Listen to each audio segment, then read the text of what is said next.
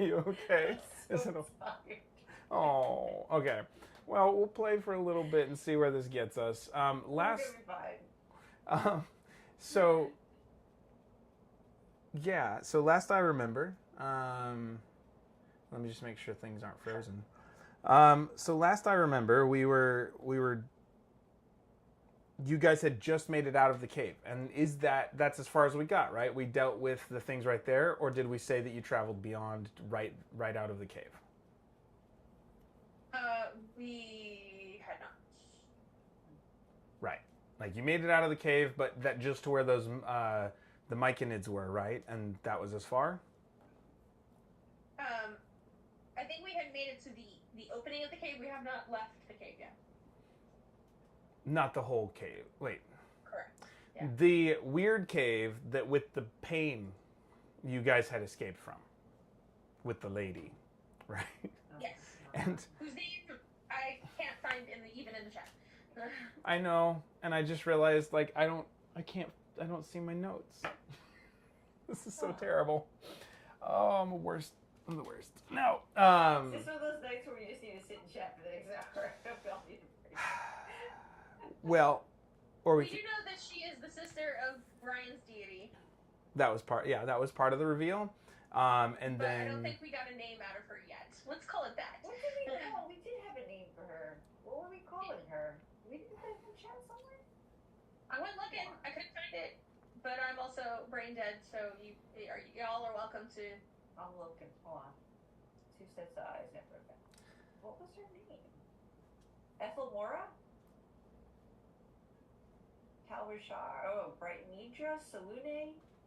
But then she gave us another name to call her. What was it? I scroll back. Ethelmora, and was it just Ethelmora? Wasn't it Ethelmora? Oh, and then you just call her Ethel. Yeah. Okay. That's it. Yeah. Ethelmora. Sorry. Thank you.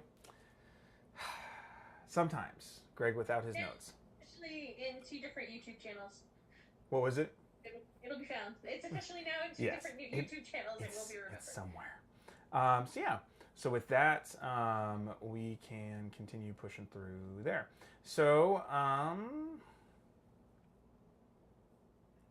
last thing. So as you guys are pressing through, we are going to say that you guys come out of the cave. There was a bit of Anton trying to figure out what happened with the place going dark because there was some wild magic that was released that caused some pain, suffice to say. Oh, weird things to happen. There was visibility, wasn't there? Yes. So, and so yeah, we're just gonna do that. So with that, everybody went invisible is what it was. That's what it was. And you guys were trying to figure out what. People started attacking. Everybody came invisible. You heard Ethel's kind of recorded message from her sister or something kind of come through where everyone could hear it. But now, you guys have made it out. You've acquired a some sort of ally, yet to be determined. So what is your... and then I think we said the Myconids were going to be willing to help lead you out of the cave. Oh, yeah. Or lead you to the next place. They're like, we don't understand this, but we will make it happen. Yeah. And so over the next few days over the next 3 days of travel, they will, because they don't move super fast as part of it. Myconids have like a 20-foot move speed, if I remember correctly. But they will try and guide you through a series of caverns to a place where they know sunlight happens. And so you guys will... So that means that you all, I believe, you are already about 2 days in traveling since you last saw your friends. By the time you got to the Myconids. It's been longer. I'm trying to remember.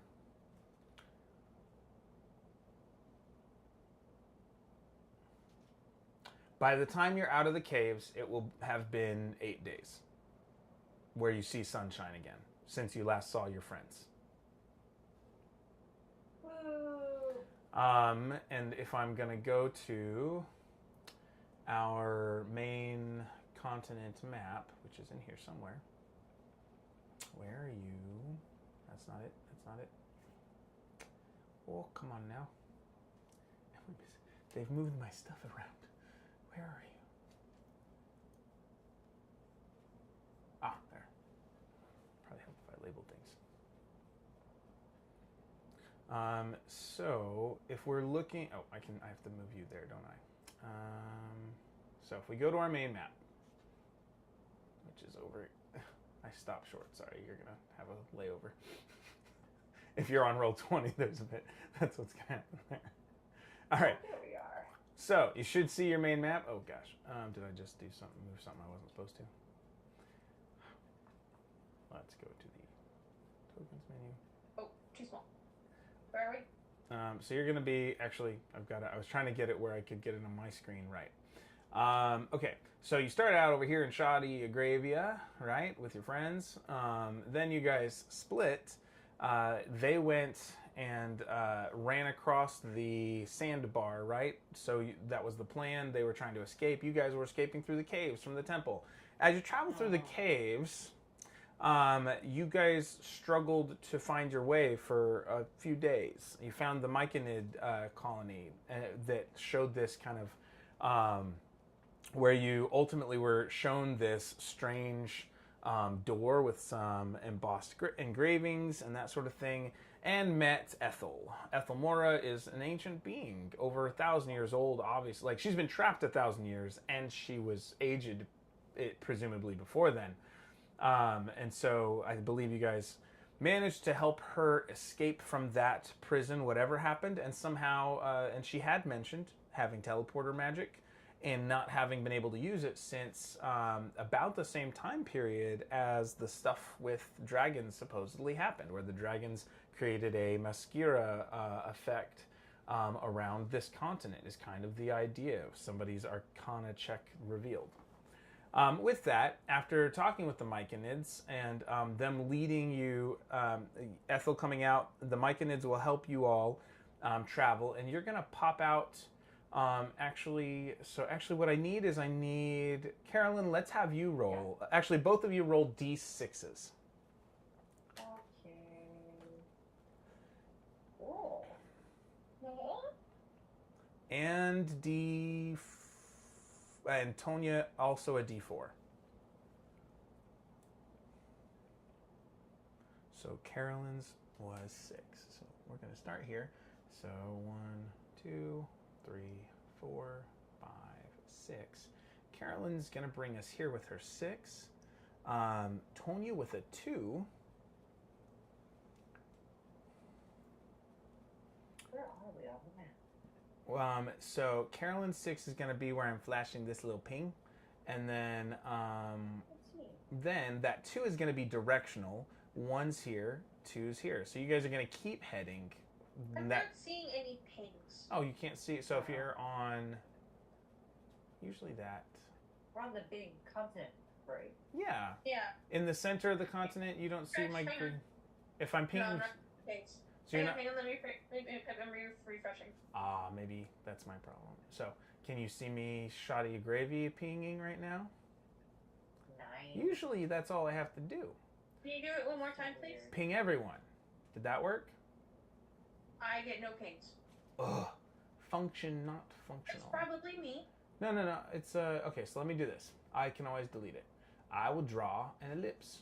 So you guys were here, right? Ellipse. I get nothing. I have no markings. Oh, I see what's happening here. I somehow managed to change from the GM layer to away from the token layer to the GM layer. So if I do, hold on. If I do it now, do you see it? Yes. I was on the wrong layer. I'm sorry. It's okay. So, you're allowed. You started out here near Shoddy Agravia. We go 6, Yay. 1, 2, 3, 4, 5, 6. Carolyn's ping roll gets you that. Now, Tonya's directional one, this was going to be 1, and this kind of northwesterly direction is going to be the direction that actually got rolled. And so if it had been a 3, it would have been over here, and if it had been a 4, it would have been in reverse. 2 steps forward, 1 step back. But instead, you guys basically travel this direction 5 more spaces. 1, 2, 3, 4, 5. And okay, so that's going to tell us. So you actually somehow managed to travel over a period of about 8 days through these caves, including your excursion to the Myconid village. And you actually go past the border. At some point, as you're getting close to the surface, you sense, like everyone's noticing, there is a lot more moisture and condensation on the walls of the cave. And essentially, that's you crossing underneath this the river that splits the Agora and the country next to it, where Rushenshad is connected to. And how in the world have I lost this basic lore of my own world? Maurice. Sorry. There we go. I was like, where are you going with this, Greg? Sorry. So you guys actually cross into Maurice past the river, and you come out basically next to the river. So you go, you're on the far side of the river, and this is the square that you're in. So we're in Marie's? So you went past the river, and where they show you sunshine, you're in this strange pit depression about 20 feet down,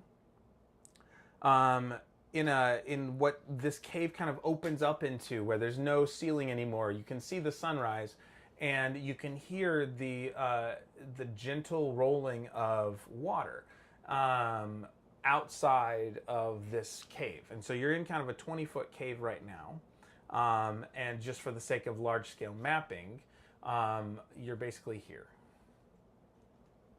Okay. Okay.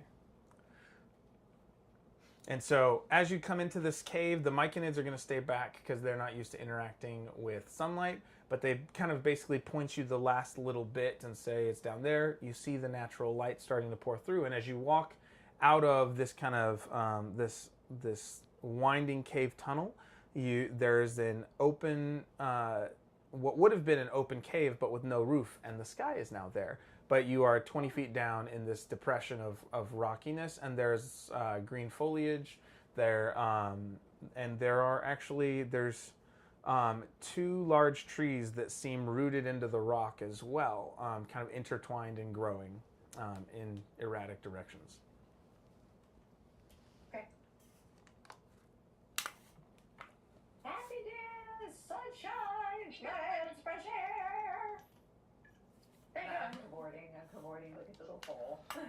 And especially for Shara, now that she's officially a large-sized creature, that cramped cave travel like there were times when you got to stretch out, but there was a lot of tunnels you went through that were very compact, you were having to really scrunch down to that 7-foot mark. I'm so happy that I pull out my lute and I start to play a little happy song of thankfulness to my little mushroom friends. And I thank you, mushroom friends. Yay, mushroom friends. Fresh air. Thank you, mushroom friends. Just like that. Okay. Yeah. Cool. So can we I'd like to ask the mushroom friends to give us some of the spores for a rainy day.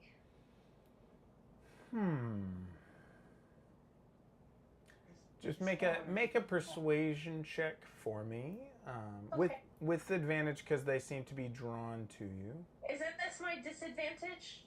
Was it your very next roll? Yes. Okay. And literally that was the phrasing. Very next roll. Okay. Well, yes. Then take disadvantage on it Okay. because wild magic as it is. Freaking wild magic. Sorry, I was trying to. Helps if I open up my character sheet. Persuasion.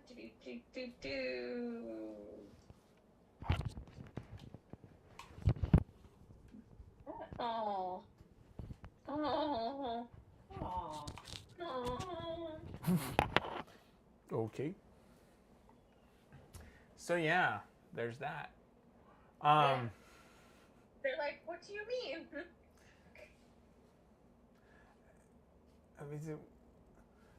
You'll get images of them scratching their heads, and also like What do you mean? like it doesn't come out of there is basically what they try and. That's not how like you can't collect it. How it can work. Yeah, they're like, and it's almost like you get actually you've got kind of a pair of them leading you, and one of them who's been a little more crass in the images that they'll send will kind of show you kind of a military medical image of like a myconid being dissected, and like that part of them like this is the only way that works. No, I don't want that. I don't want that. No. So yeah, you know, and stuff. Please no. Don't like that, no. I don't like that. Yeah. So I guess Anyway, mushroom friends. that's a no. Yeah. Well, and you'll get a farewell from them that also like shows you like their wish that you would return someday and come help them cultivate, you know, basically help them plant algae sometime or harvest some algae sometime or some, you know, Cool. yeah, that kind of thing. Thanks, So mushroom I'll send back the friends. things like I'm gonna mark it on the map. The mental image to them is marking it on the map, but also on the map that there's a line that we have crossed that we're not supposed to with like big no-no. So I don't know how often we're gonna be able to come back through to Marine, or you know, if we can get back through the way that we came, because we don't know how we got to where they were. Yeah. So true. But I'll mark this opening on the map. Okay. And they will kind of give their version of a bow, which is actually closer to a curtsy because it's kind of just like a head shoulder slump down and up because of how they just kind of flatten out their mushroom top and then point it back up. So yeah, that's fun. So cute. Yeah. So with that, and then they'll slowly kind of hobble back. Oh, the little mushroom heads. They're so cute. Like goodbye, mushroom prince. Now let's get the hell out of here. They're But little. yeah. Yeah. Let's go. Okay, so you're in this room you're 20 feet down from what appears to be the edge of a cliff, and you can hear water somewhere. What do you? I forget. Were you guys taking a wagon with you this whole time too? Right? No. It was, or was it? No, You left that. we left the wagon. Okay, 'Cause just how did we take a wagon through the cave? carefully. Okay, I just figured I'd check. Okay, cool. There was no. We left the wagon behind. All right, good. Just checking. All right, cool. Yeah. Did you take any of the horses? Okay, cool. All right, so we got. We just took people and what we could carry on our backs since we were getting attacked as we left the temple. Sounds good. All right. So with that, how do you want to engage with this pit that you're in? Are there any stairs going up to the entrance? So let's have you make a perception check.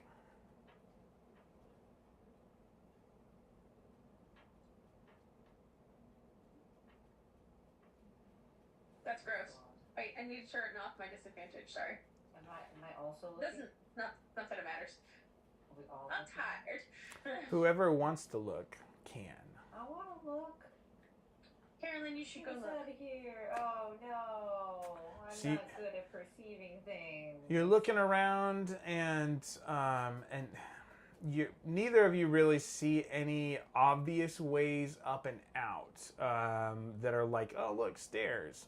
Shara's reasoning could possibly be because Anton used this moment to kind of finally stretch and like he's like bicepping a little bit, and he's like, oh man, it was so very cramped in there. Oh. Wow, chicka, wow, wow.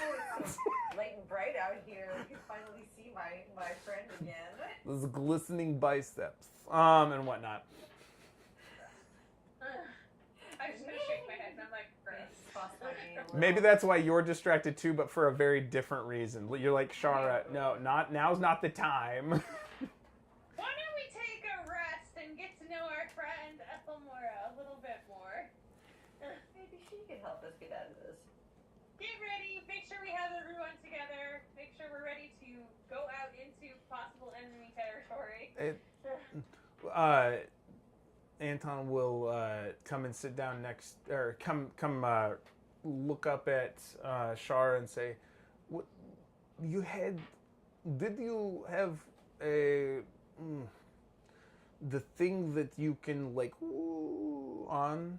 Oh, the carpet. Right? Like How, make." how I could cause I could climb the trees, but you might need. I was looking around. I realized even if I could climb, you've got the hooves, and but maybe that's what you use the carpet for. Oh, so smart. Muscular and smart. Well, I'm just trying to be considerate. It's a good point, and I think that the carpet can go like 20 feet high, so we can probably get out of here one by one, depending on the weight of everybody. Ooh, let's do it! Test it on out. Should I go first? No, wait. Elevator, we take turns. Do Who's what? the lightest? They can go first. Just everybody We jumping like on. an elevator. We take turns. Yeah.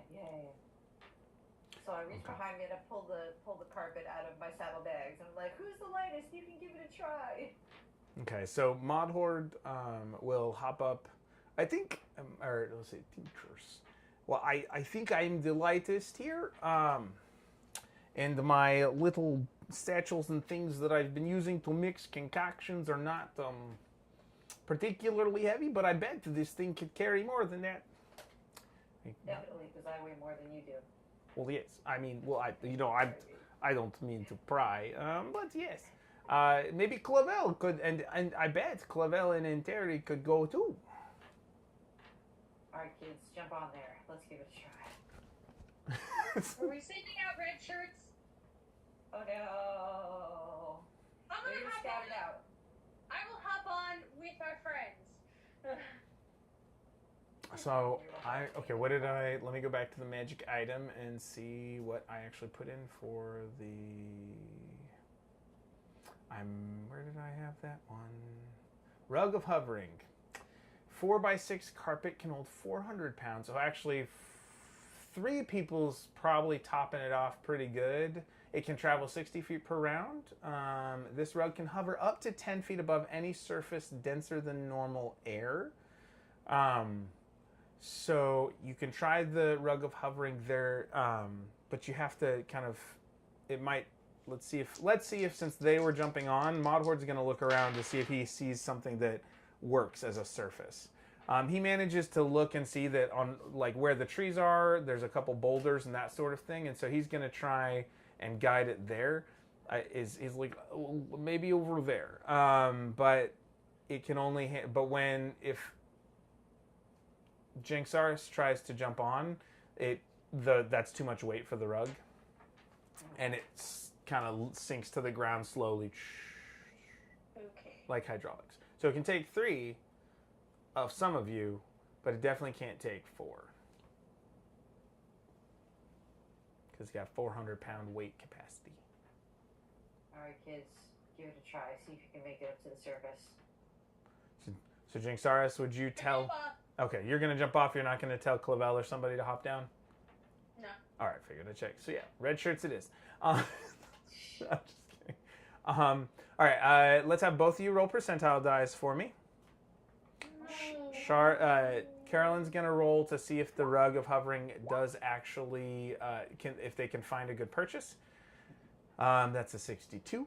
So yes, we'll say that's a success. That they do manage to find a path. Mod Horde kind of is guiding it up this kind of irregular surface, and there are times when it looks like the rug's dipping and struggling and whatnot, but it does kind of manage to get just enough to top at an edge and kind of go over the side, and you see them disappear over the side. The 48 has to do with what's up there. So that will be determined. You'll hear what that is in a moment. They will kind of gently scoot the rug back, and it will slowly, they'll kind of push it off, and it will slowly kind of hover down back to where it can be mounted again. Jen, you go next. Yep.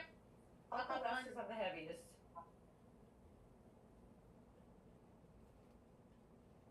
So Jinxaris and who? So it's Montford, Clavel, and who else? What And else? Terry. So you've got. What? Okay. So I'll take our other 2 guards. So Anton and Scat. Or does Anton want to go with Shara? You think it's Can possible? Anton go with Shara? Anton can't go with Shara. So I'll take the other 2 guards. Okay, so 3 of you go up there. Yeah. And so you're kind of, it's struggling a little bit, but you've managed to follow that same path. And then basically through a series of these, let's just do one more percentile die to make sure nothing goes wrong with the cycling, because you also have Dorvan, and so you got at least one more try, right? Yeah, And Ethel. So Devon and Ethel will go. So somebody, Tony, why don't you roll one more percentile die for me?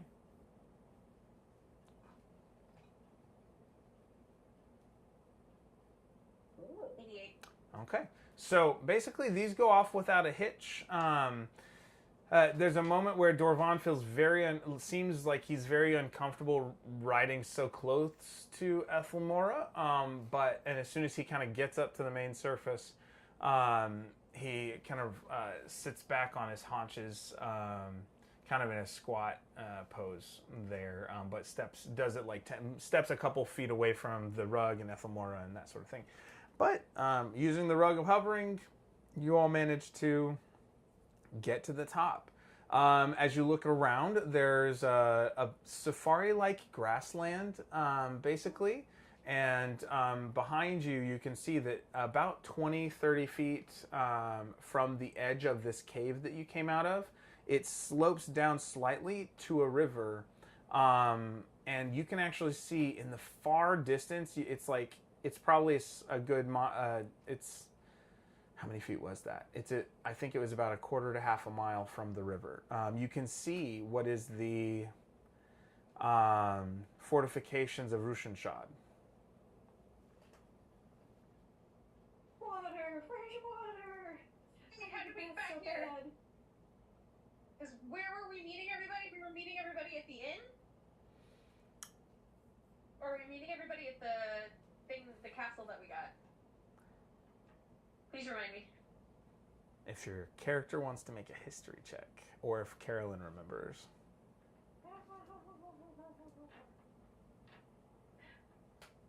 Let's see. Do either of us remember? You can try. Should I do history? Yeah, you can if you're not Find out? sure. I don't remember. It has been a bit. Oh, So, look at that. that helps. So, Remember, our characters remember, we might not, but our characters do. that's the important thing. Planning was happening very fast and dirty that day, but there were 2 possibilities thrown out. That you guys could either meet along the way at the hotel, or you could just meet at the place. And both were tossed out, with neither being fully confirmed. But ultimately, the goal was, I do believe actually, with the 21, you all expected to be back together within 2 to 3 weeks at the new at the location that of your new kind of keep-like place, castle in the sky. No, yeah, castle in the mountains, or fort in the mountains. Cool. So that means we should be able to follow, because this one is the large bastion on the map is our castle, right? If I remember correctly? Isn't that the Ritz Fires? Or those- The very top? I can't remember. Where were we? So, if we're looking, so you're about right here, Yeah. and then Russian that little settlement. yeah, That's right next to it. Ruschenschad is here, All right. Castle's above it. and the castle Oh, is that's there. right. And this is is supposedly a fort that was sufficient for at least 20 or 30 soldiers, and I think potentially up to 80 or 100 full occupancy Oh, perfect. is what because with families and all. So if we follow the river north, we should end up at our destination, which is a good thing. But do we have enough provisions? That's the question. Oh, there's a river. We can eat fish. You can eat fish. And I like birds. fish. And zebras. And nuts. And roots. Raspberries, right? We can forage. Or we could go into Russian shot and get supplies. Do we I want also checking to see if they've seen our friends come through. That is a good point, although hopefully the bad guys won't catch up with us again and we have to run. Let's go to Russian shot and check in. Okay. We can also check in and make sure that the bad guys have not been around. And it gets us back over into the border of the right country. Good point. Okay. Back to Russian shot then. Okay. Carefully. And then what's you guys' passive perception? Passive perception? 14. Is that different from regular perception? Underneath your skills box, there's a long singular line that says passive wisdom perception. Ooh, Oh, 12. okay. And 14 and 12 were the two winners there? Okay, hold on one sec. Let me just... Okay. Do. Wait, I can do it. No, I don't want to do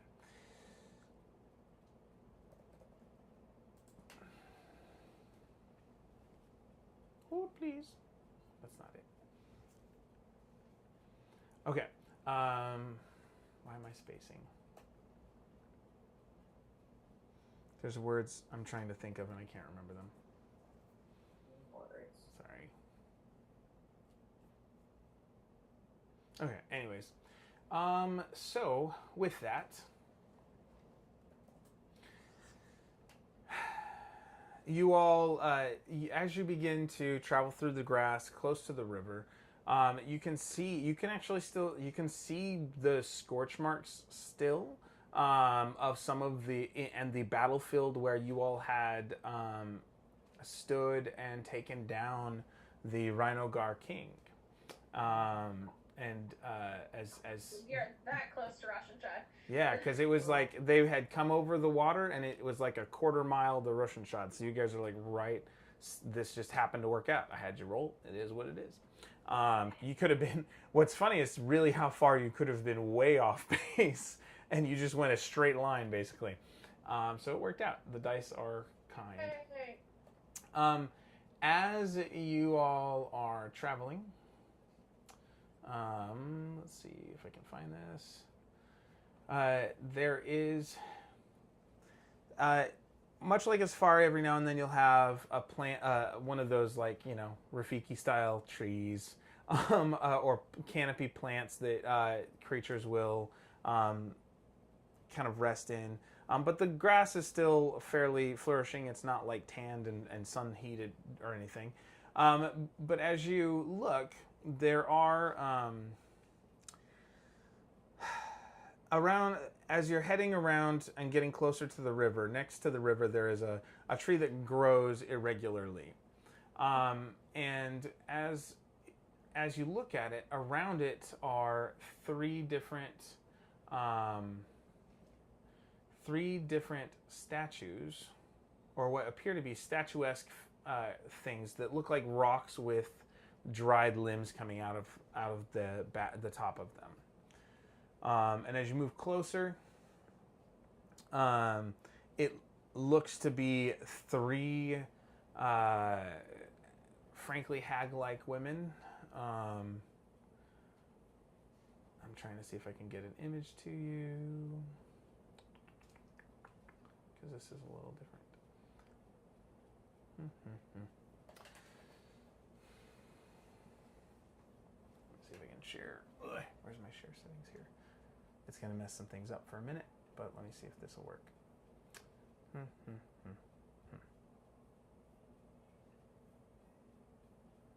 Okay. So.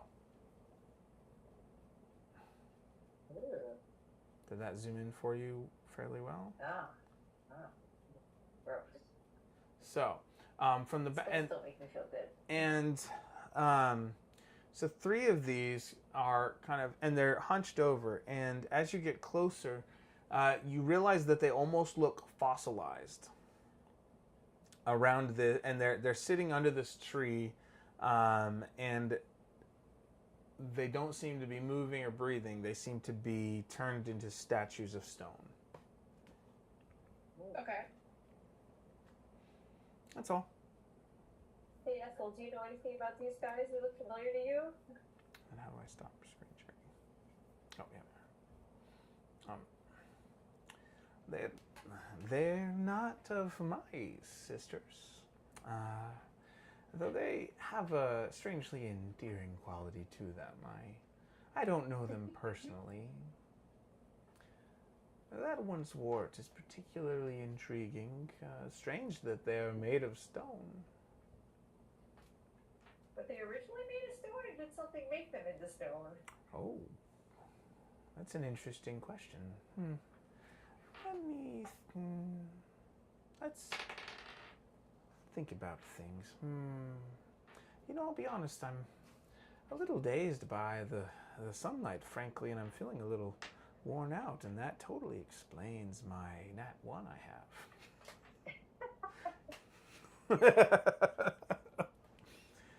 Days of confusion being underground for 1,000 years. But, I can... It's true. But this seems to be a good spot to rest under the shade. I'm kind of and she'll go sit in one of their laps, which is they're kind of hunched over, and it's like one of them's like almost like Statue of David style posed, and with these in whatever they had, and she just finds a place that's kind of comfortable to kind of go in, and she's more lithe and emaciated a little bit, so she just kind of sits and like, it feels so good to finally rest. And the sunlight is certainly wonderful, and her pale kind of purplish skin is soaking it in. Do we know anything about these guys? Do I recognize them from my studies? So you could make a history check. Let's find out what I know. If you wanted, okay, then. if you wanted to ask the Arcana question, that's also there to see if these were turned to stone or if they're sculptures or what. Okay. I do that one too. I want to know if I know anything about them. Okay. Can I just kind of walk around and look at them to see if I can find anything unusual? Yeah. So that would be an investigation check. Cool. Wow. Look at that. Okay. So with the 21 history, your mind kind of goes to basic facts first and works to more specifics. And you go, there are types of magic that are kind of oriented toward groups of people, and sometimes described as witches, and sometimes described as like covens. And there's something about the power of the group that reinforces and almost acts like an echo chamber for arcane energies. And so as you look at these, it seems like that sort of like history might apply here. As you look more closely, you get the sense that these seem like something that would usually be part of that might be part of a group like that, and they are sometimes called hags. And these ones, actually, with the 21, you remember being taught about Anis hags. They are the most physically imposing of hags, and you guys had run into sea hags before, and they were kind of almost like, it was an odd, elongated face and blue with seaweed and all that. And these are they are elderly women, more robust, but they also have these kind of stone-like, they're made of stone, but you can still see the detail of like large boils or moles all over their skin, but muscular, and just the strange accoutrement. So with the 21, you know that they were kind of almost often compared to ogresses as far as they go. And so you're looking and you're going, these seem like a coven of Anis hags who something might have caused them to turn this way, or someone's just really good at stone sculpture. But that there's this, and as you continue to press into your mind, there's a little bit of lore that you don't know from school. You know from where you grew up in Maurice. And there is a Marisan children's legend about the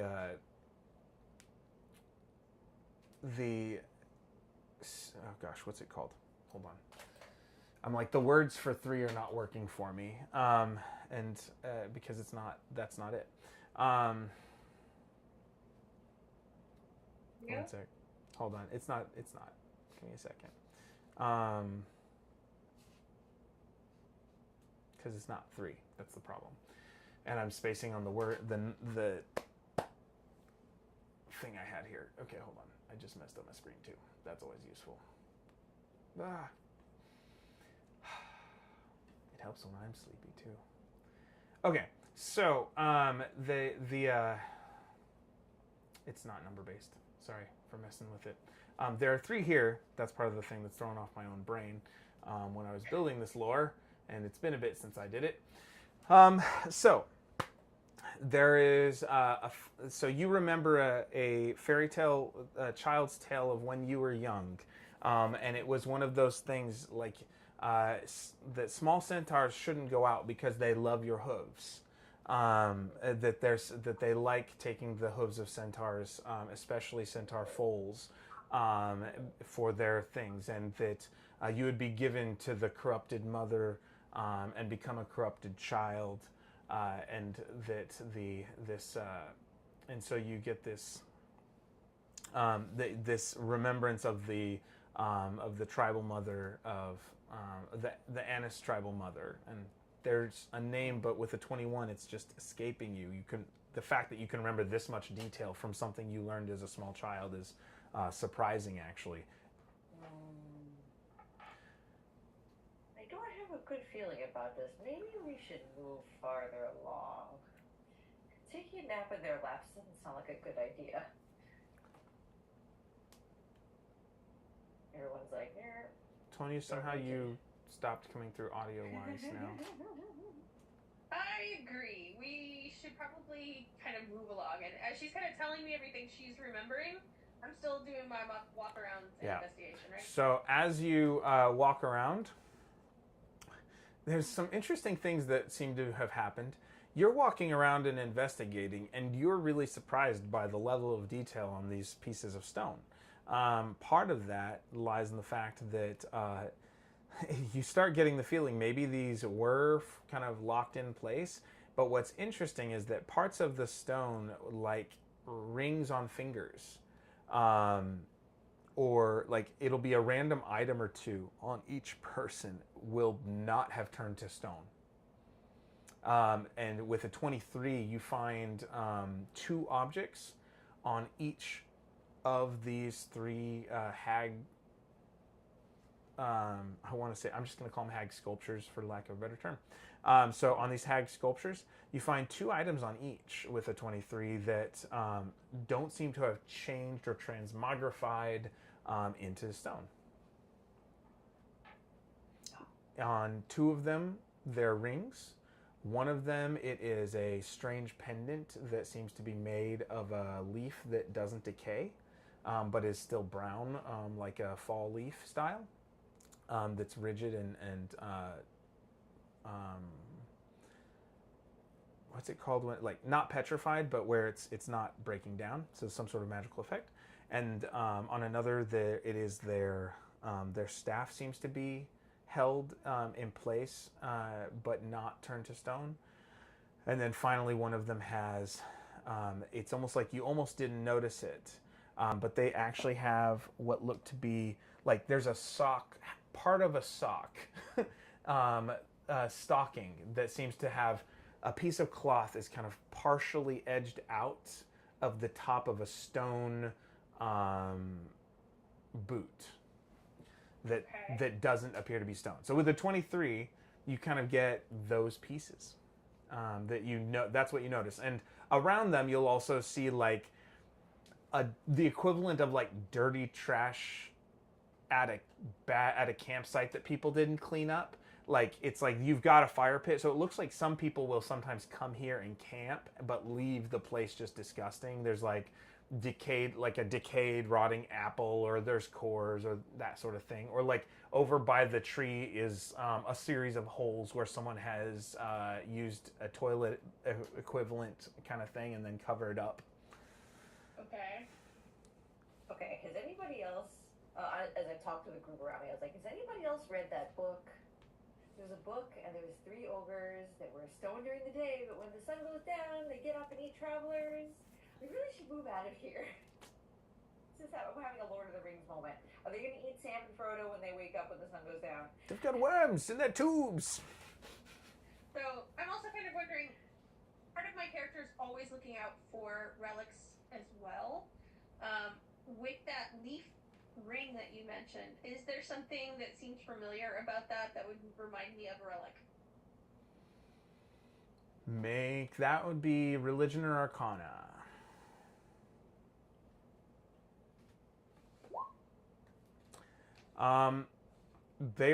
You imagine those things that aren't stone, and especially that one, are probably magic items of some kind, yes. But you'd have to use like an identify spell or something to know more, or detect magic to know more. But Dorvan will, hearing Shara's, I agree about moving our path forward. I do think that we should move away from this place. I have heard these stories. Let's go. I don't like it. Alright, Ethelmore, I think, unfortunately, I know you want to rest. Maybe we can put you on the rug. But we need to get moving. Well, you know, there's only so much we can do. It was a nice place to rest, though. They do seem so nice, and she'll like pat the cheek of one and then come back. Maybe we can come back someday. But for now, let's get out of here before the sun goes down. I'm going to defer to Shara's knowledge at this point. Let's go. I don't like it. We are. I'm happy to follow. I'm entwined in your path now. I'll like get the hover carpet out and she can like lay on it and come along. She can take a nap not in the ogre's lap. Oh, that's magic returning to her now that so we're sweet out of of the you. cave. She doesn't. And I'm just gonna ask her, you know, how are you feeling now that we're out of the cave? Other than, you know, needing to physically recover, are you mentally, spiritually, magically recovering as well? Well, it's certainly nice not living like a vampire anymore. I mean, the sunlight is just wonderful for my skin. I haven't been able to do any of my transportation magics, and so that still seems ineffectual. I'm almost nervous to try some of the other things. Plus, most of mine that I've practiced that are most fresh are more for if I need to hunt, one might say. Well, you know, not like that. I mean that they're martial, and like I don't have any reason to hurt anyone, so I'd hate to do one of those and cause damage. Maybe I'll test a fish later and see if something works. Maybe. But with the hunt, are you able to find people? Roll a percentile die for me. Okay. Because I haven't chosen all of her spells yet, and I'm willing to let one of those be it. Oh, I changed that. That's not one. 23. Okay, so lower than 25 was a winner. Well, actually, that's a good question. I had stopped trying for so long after being in that cave. I do remember being able to locate people or objects. Let me try.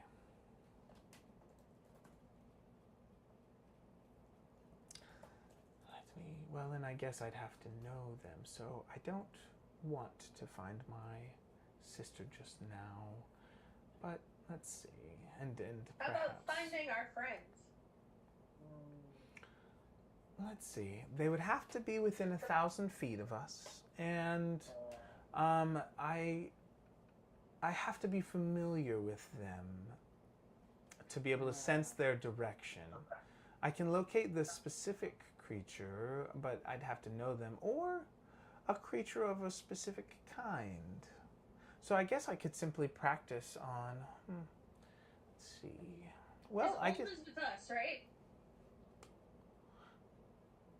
Oh, he was. Like, or Melusine. Melusine is not, but Olm was traveling with you all. That's right. So he has been. But Melusine's likely the only mermaid on land. And Yeah. true, she would have to be within 1,000 feet, according to what Ethel said. Olm is the only dragon. Well, you know what? Actually, I'm familiar with any of you, and so if I take 20 steps back, and you'll actually make a insight check into Olm, because he's mostly in his kobold form as you all have been traveling, trying to for now, but what did I say? Make an insight check, both of you, because you've been watching and stuff. So let's see. Wow, now you guys are getting all these stacked rolls. That's pretty impressive. Holy cow! Fine, be that way, and I will tell you all the things. With a 21, now I have to come up with something really cool to get to 26. So, because, you guys have been traveling with Olm for a while, and there are times when he always, he would regularly change back into the disguised self form of the kobold when you were traveling at first, but then he kind of stopped doing that. And when you got to the Myconid village, he did it again. With the 21, you would have noticed, Shara would have noticed him being a little more distant and trying to be in a different place in the lineup than Ethelmora. He seems to be trying to be on opposite ends of the party from her. And one thing and with the 26 for Jangsaris, you've actually noticed that there's a moment where you realize, because when you think of Olm as a possible suggestion, you go to look, and it's that moment where you go, oh, he's in kobold form even now. And it makes you think back over the last few days of travel, and you don't remember him being in Olm form. It's almost like he would go, and if he had to re-up the spell, he would go out privately and do it instead of what he was doing before the Myconid village.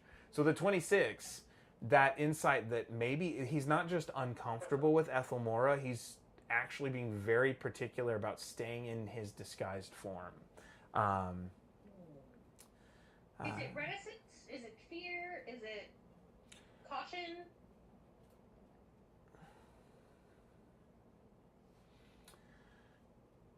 We know he's uncomfortable. We know that he is trying to.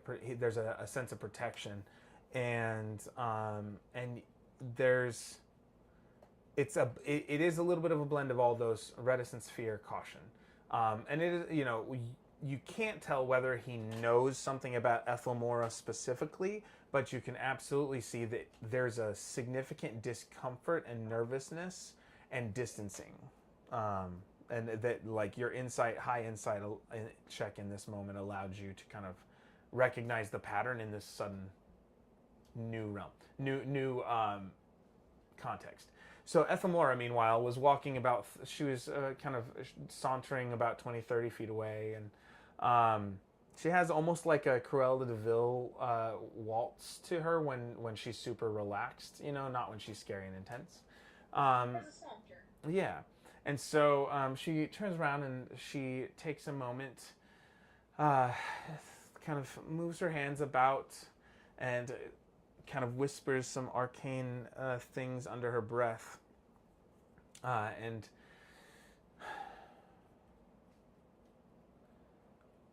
then seems to pull woven into what hair she has, a small bit of something that is seems to be like a brownish fur, and then tosses it out into the air. As she does, she goes, "Oh, I see. Well, if I move this way, I can certainly tell where our hoofed friend is. So I can still locate people, it seems. What is interesting is, if I remember correctly, if you happened to be changed somehow into another form, this wouldn't work. So at least you are in the form that I know you of, and so therefore I can detect you and your location. See, if I spin this way, I feel this pull behind me, and if I spin this way, I feel this pull to the left." Good to know. So that's one option. There are others, but I did have a great many magics that the confines seem to have made me forget due to lack of use. Let's see how fast it comes back out in the world. She's the sun version of the moon. She's the opposite, right? She's the, what was it, like bane of the day or something like that? Does the sunlight give her more power? And this is and I'm asking her this. Oh no,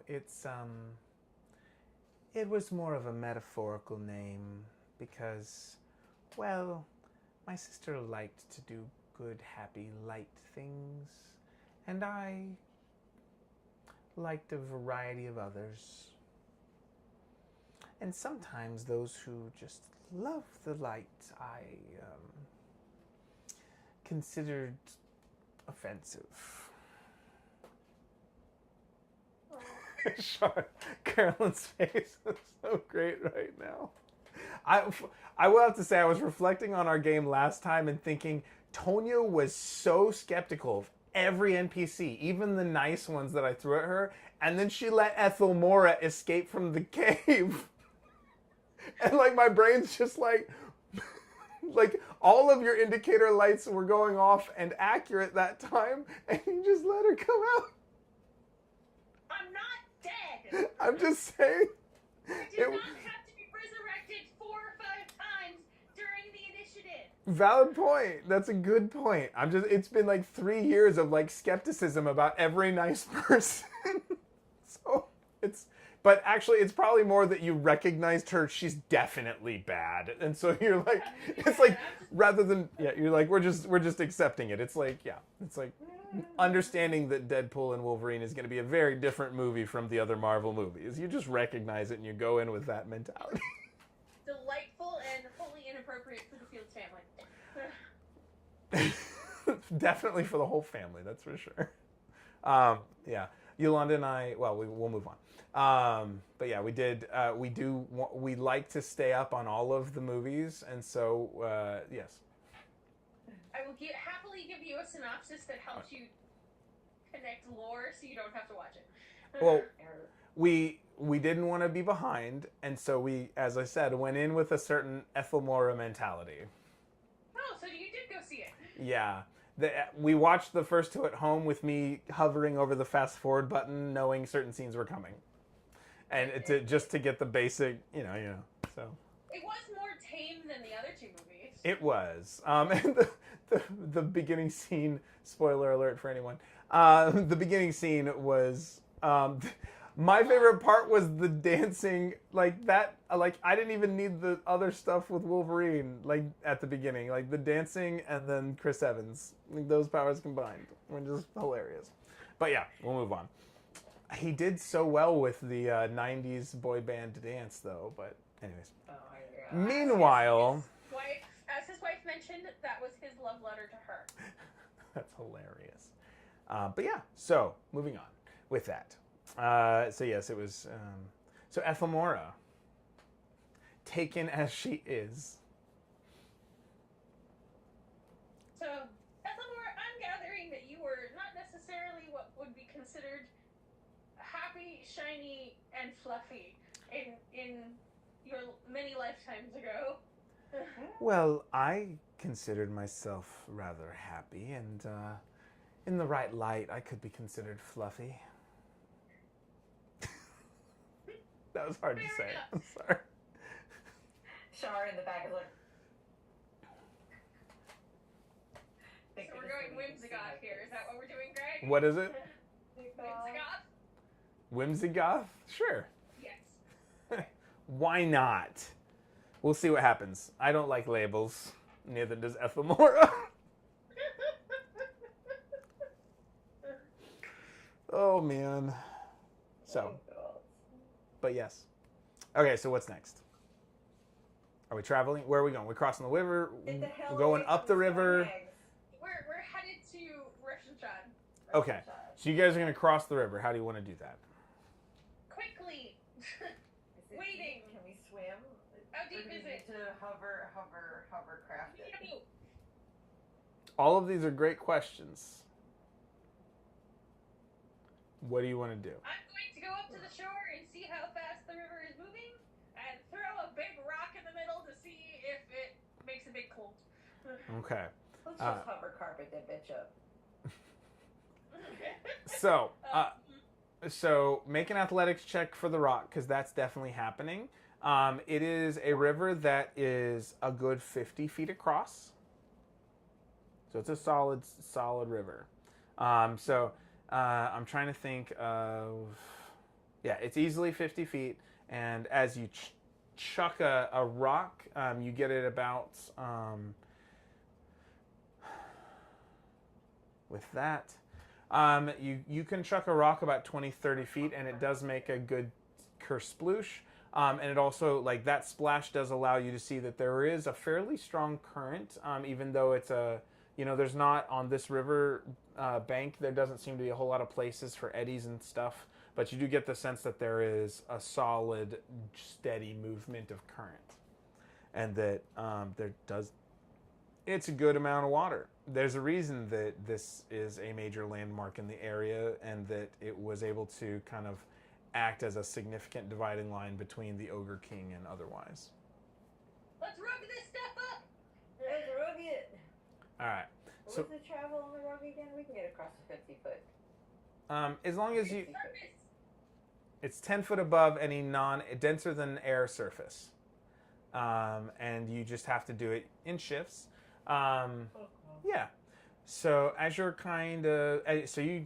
you're shuffling and shuffling and shuffling. Yeah. You make it across. Everybody gets across. So you're going to travel over to Roshanshad? Yes, keep traveling. Okay. What was it? Keep traveling. Yeah. All right. So your goal is to get to Roshanshad. You make it to the city gates. It's about mid-afternoon, and let me just ask before we go into Roshanshad, Carolyn, how are you doing, energy-wise? Like, do we want to save entering Roshanshad for later, or are you kind of wanting to make a quick stop through, as characters and players? Do we want to have just like a quick meeting with our friends and then make our exit out of Roshanshad after we find out status and get our supplies and head towards the fortification? Quick meeting, Carolyn, and then you can go to sleep. I'm sorry, I'm so tired today. I don't know. Okay. It's late. Okay, my friend. What is it, 8 o'clock there? Yeah. Okay, so do we want to pause here? Is that what we're saying? Up to you. I feel bad. Why? Because we finally got together and I'm all like a giant puddle of mud right now. We played We for... can just decide on the next one. We played for like an hour and a half. Yeah. And- I'm like totally wiped. That's fine. And I got to try and practice using my new way of streaming with you guys, so... Yeah. Well, let's hold it for next time. And Okay. I swear I won't be this tired. All right. Alright. So you know your schedule for the next couple of weeks. Well, first let me do a final scene. So you all are walking in the mid to late afternoon sun is kind of shining behind you, and as we're kind of watching the whole party move forward, we see a large centaur now. Walking next to her is a good-sized, like a half Goliath guy, who seems to be as an entourage. We've got two ladies who seem to be joking back and forth, Clavell and Terry, who and one makes a crude joke that a halfling mod horde kind of takes a quick note about in his book and laughs at while he walks toward. And then we've got a Dorvan who wears more relaxed clothes and less of them, just in case he has to shapeshift. But he's got, kind of shorts and almost like a no-sleeve tank top type thing, but in flowy cotton. And then you guys, you two and Ethel, I think, are the last ones, except for Ulm, who or actually Shara was on one end. So Ulm is Probably with Shara. Sorry, yeah, I'm gonna say you're over there with Shara, Ethel's over there with Shara, and then on the very far end from you guys is Ulm in kobold form. And all of you are just kind of walking in a line, toward this border fort that you guys have seen before, with its its archers on the walls. And as you look, one thing you notice is it seems like there is a bit more peace. There are still people up on the walls, but you can hear a bustle. You actually can hear the sounds of laughter from inside. And the guard on the walls is probably a quarter what it used to be. Yay. And so that's where we'll close, as you guys see, 2.5, almost a full month later, I think. 2.5 weeks later in game, 3 weeks later. At least, yeah. Maybe actually no, yeah. It's like almost a month. And so since you guys have been back, so you're starting to see the results of you being here. So yeah. Okay. With that. Yay. Now, So go it ends. yeah, and then we can schedule. So.